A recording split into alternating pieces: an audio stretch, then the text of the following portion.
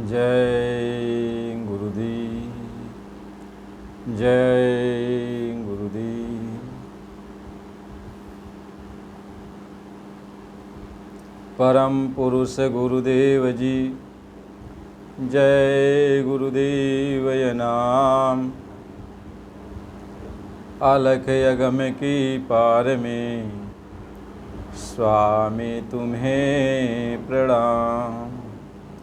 कोटि कोटि करु वंदना, अरब खरब प्रणाम।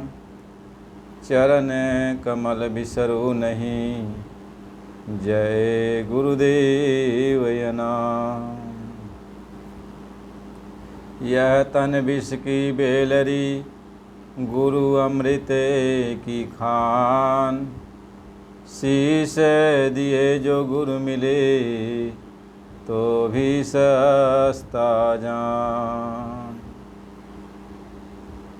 आप सभी प्रेमियों, आज हम सब यह मानो जीवन को कहाँ पर कैसे लगाना है कि हमारा ये मानव जीवन सफल हो जाए। मनुष्य शरीर पाने का जो उद्देश्य पूरा हो जाए, इसके बारे में हम लोग विचार करेंगे, चर्चा करेंगे।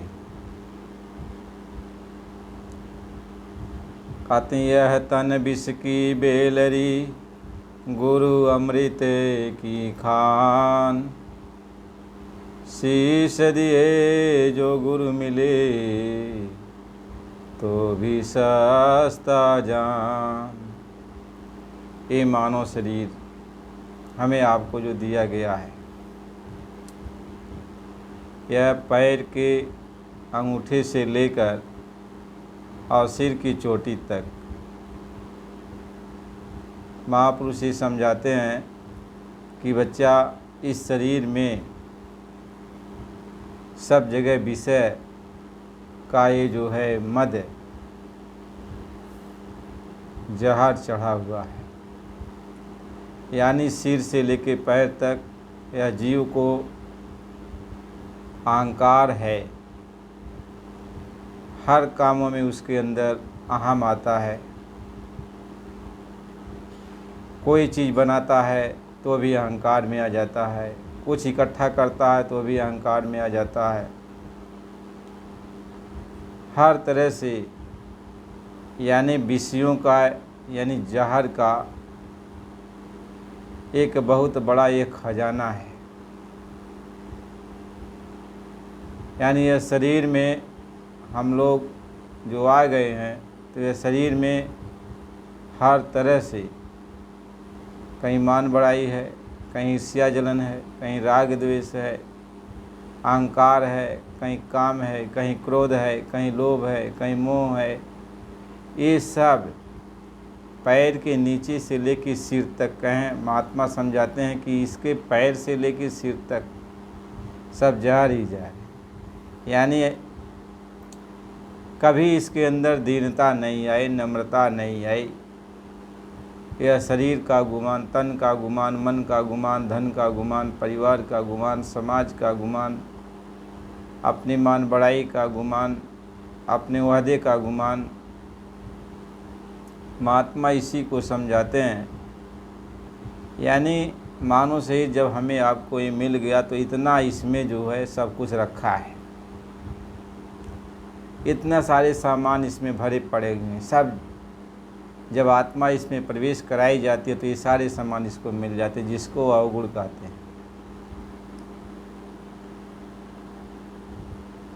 कहें अवगुण हारा गुण नहीं, मन का बड़ा कठोर।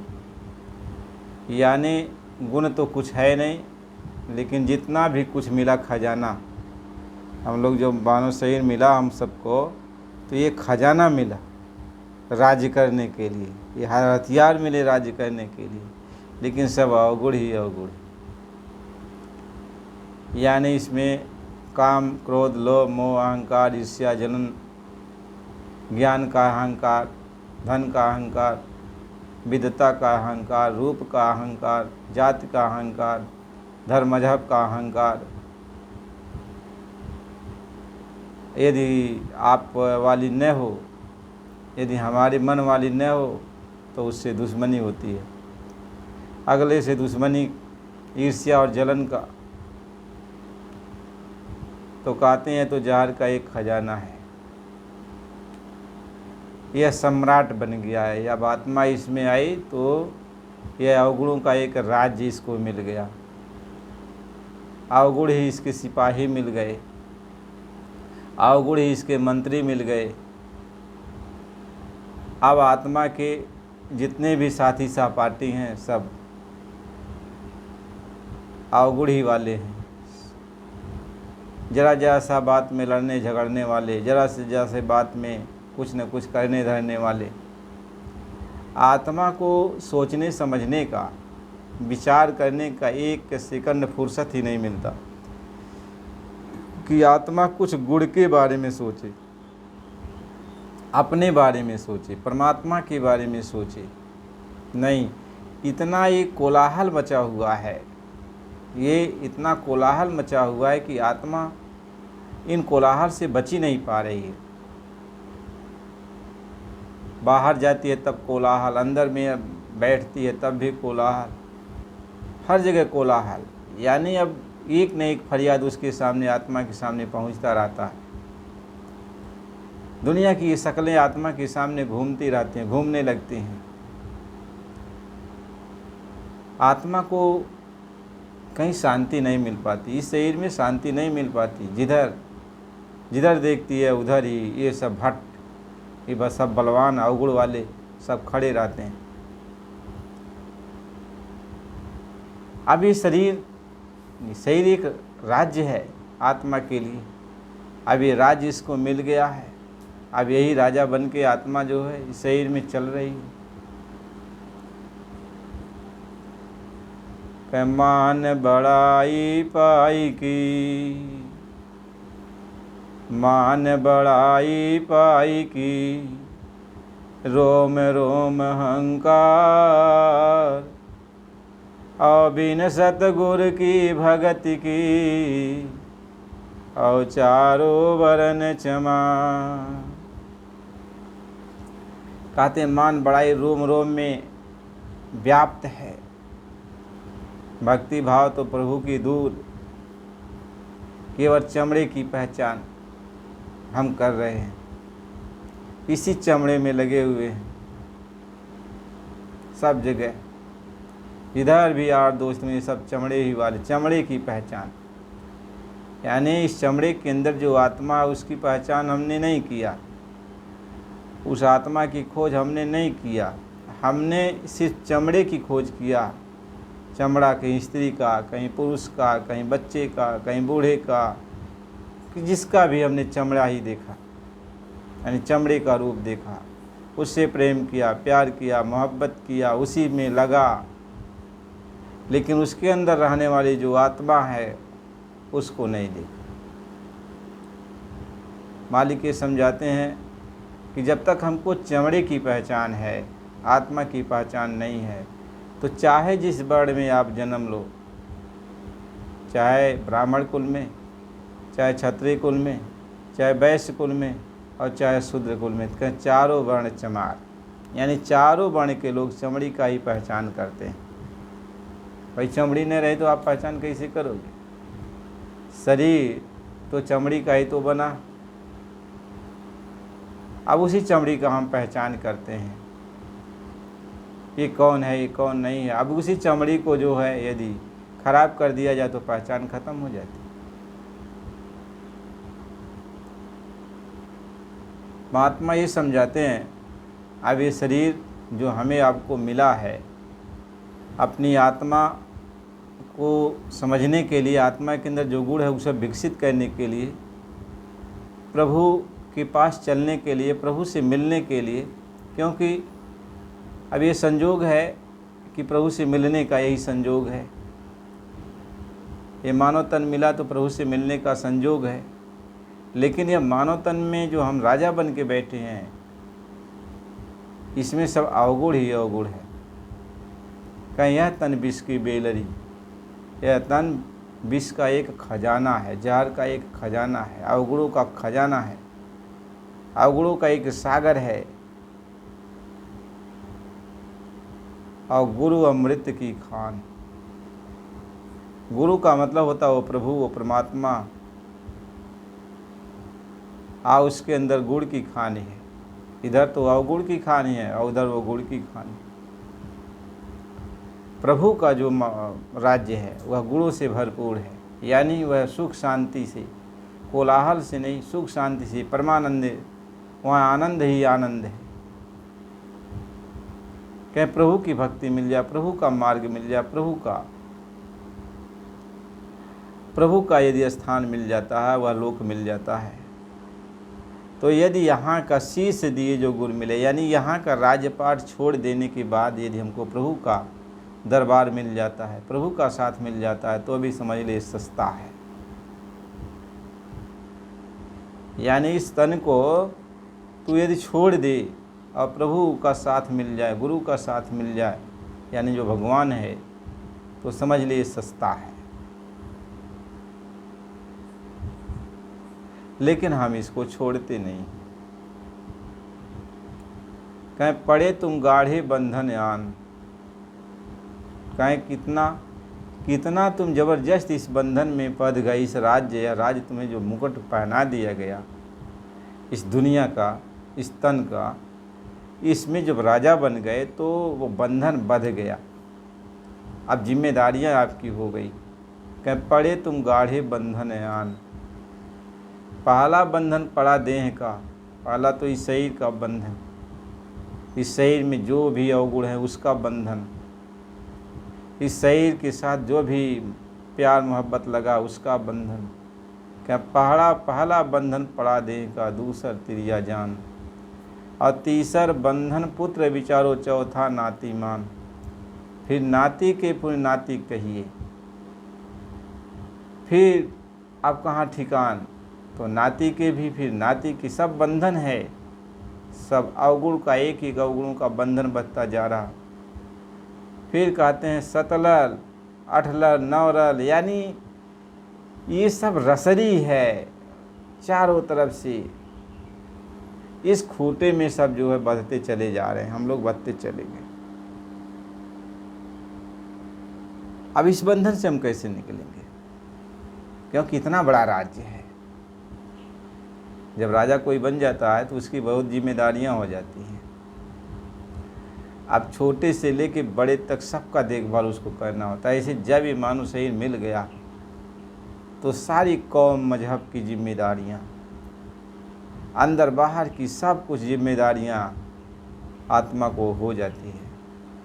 लेकिन ये जो जिम्मेदारियां इसको मिली हैं सब अवगुणों की जिम्मेदारी, इसमें सब अवगुण ही है। तो आत्मा अवगुणी हो जाती है, यानी अब उनका साथ करते करते अवगुणी हो जाती है। विषयों का रस लेने लगती है, विषयों में आनंद खोजने लगती है, विषय विकारों में आनंद खोजती है ये आत्मा। अब आत्मा विषय विकारों में डूब जाती है, मस्त हो जाती है। कैसे राजा है, अब विषयों में डूब गया तो प्रजा क्या करे, प्रजा चाहे जैसे लड़े झगड़े मरे कुछ भी हो, राजा को कोई गम नहीं। ऐसे आत्मा विषयों में डूब जाती है, अब उसको कोई गम नहीं रह जाता है, कोई इसको चिंता नहीं रह जाती है। कहते हैं यदि गुरु मिल जाए जो अमृत है, वैसे महात्माओं ने जो बातें कही वो अपनी जगह पर सही कही। अमृत का मतलब होता है, एक तो अमृतत्व, यानी गुरु तो अमृतत्व है, और प्रभु अमृतत्व है, गुरु अमृतत्व है, गुरु परमानंद है, प्रभु परमानंद है। जिसे तो यानी वो आनंद का सागर है। कहते गुरु जो है यदि मिल जाता है तो इस राजपाट को छोड़ दो, यानी इस तन को कुर्बान कर दो, दे दो कि ये राजपाट हमको नहीं चाहिए। ये तन मैं आपके चरणों में, यानी यह राजपाट आपके चरणों में अर्पण करता हूँ, इसी को तन को देना कहते हैं। यानी गुरु के चरण में हम अपने राजपाट को, अपने तन को दे दिया। यह तन एक राज्य है और इसका मालिक आत्मा है। तो आत्मा ये कहती है मैं इसका मालिक हूँ, तो मैं इसको आपके चरणों में अर्पण कर देता हूँ और इस राज्य की जिम्मेदारी आप समझो और फिर मैं आपका एक सेवक, आपके चरणों का मैं एक सेवक, आपकी सेवा करूँ। आत्मा गुरु की सेवा में, प्रभु की सेवा में लग जाती है।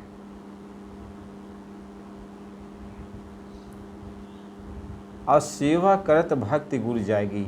अब सेवा करते करते करते करते प्रभु की जो भक्ति है वो जाग जाती है। यानी प्रभु की जो गुण हैं आत्मा के अंदर, वो गुण विकसित हो जाते हैं। जो गुण आत्मा के पहले थे और जो गुण धूमिल हो गए थे, जो गुण लोप हो गए थे, प्रभु की सेवा करते करते, गुरु की सेवा करते करते आत्मा के अंदर आत्मिक गुण विकसित हो जाते हैं।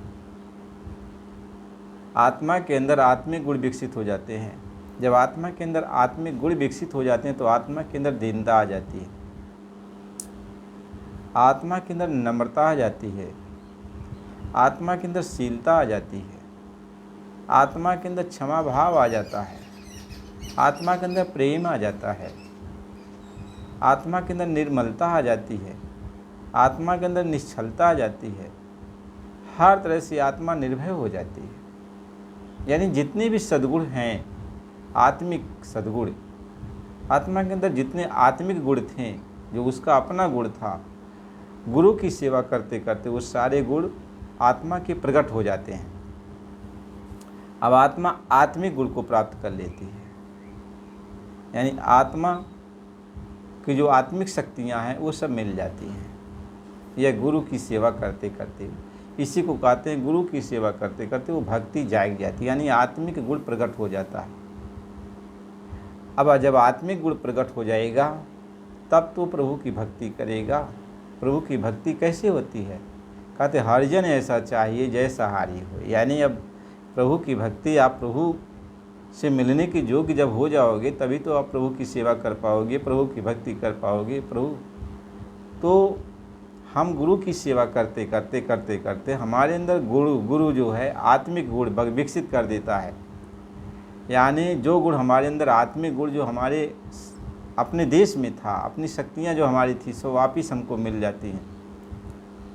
जब वापिस में सारी शक्तियाँ मिल जाती हैं तो हम अपने गुरु का चरण पकड़ लेते हैं। यानी अब गुरु की सेवा में लग जाते हैं। कहें गुरु चरण पकड़े दृढ़ भाई, गुरु का शंकर हो बनाई।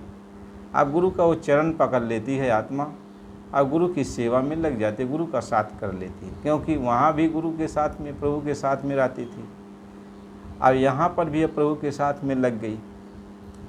अब वो तन की तरफ उसका ख्याल नहीं है, तन तो गुरु का हो गया।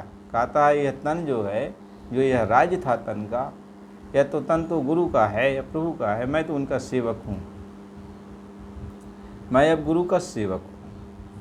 आत्मा इस तरीके से गुरु की सेवा में लग जाती है। हमें आपको गुरु भक्ति में लगना चाहिए। जब हम गुरु की सेवा में लग जाते हैं हमारे आत्मिक गुण विकसित हो जाते हैं। तो जब आत्मिक गुण विकसित हो जाते हैं तब हमारे अंदर ये जितने भी अवगुण थे ये सब समाप्त हो जाते हैं। जितने भी अवगुण थे सब ये अवगुण खत्म हो गए और ये आत्मा भी अमृत की खान बन गई। जैसे गुरु अमृत की खान है, ऐसे आत्मा भी अमृत की खान हो गई। आत्मा भी अमृत का सागर बन गई। गुरु में आत्मा समा गई और आत्मिक गुण अब आत्मा के अंदर सब आ गए। तो गुरु महाराज जी यही समझाते हैं कि ये मानव तन जो हमें आपको मिला, यह गुरु को समर्पित करने के लिए मिला। कि गुरु को जब समर्पित कर दोगे, यह राज्य छोड़ दोगे, इस शरीर का जो राज्य करते हो इसको छोड़ दोगे और गुरु की सेवा में लग जाओगे, तो इस शरीर की संभाल, यानी इस राज्य की संभाल गुरु करेगा। अब शरीर की जब संभाल गुरु करेगा तो शरीर के साथ जितने भी लोग जुड़े हैं उनकी भी संभाल गुरु करेगा। आप परिवार के बारे में सोचते हो, समाज के बारे में सोचते हो, तो आपसे जिसका जैसा लगाव होगा सब गुरु संभाल लेगा। कहें साहेब सब काम संभाल ले मैं, मेरी से आमे बाज है जी। वो मालिक आपके सारे कामों को संवार लेगा, संभाल देगा। बस आप उनकी शरण में चले जाओ, गुरु की शरण में चले जाओ।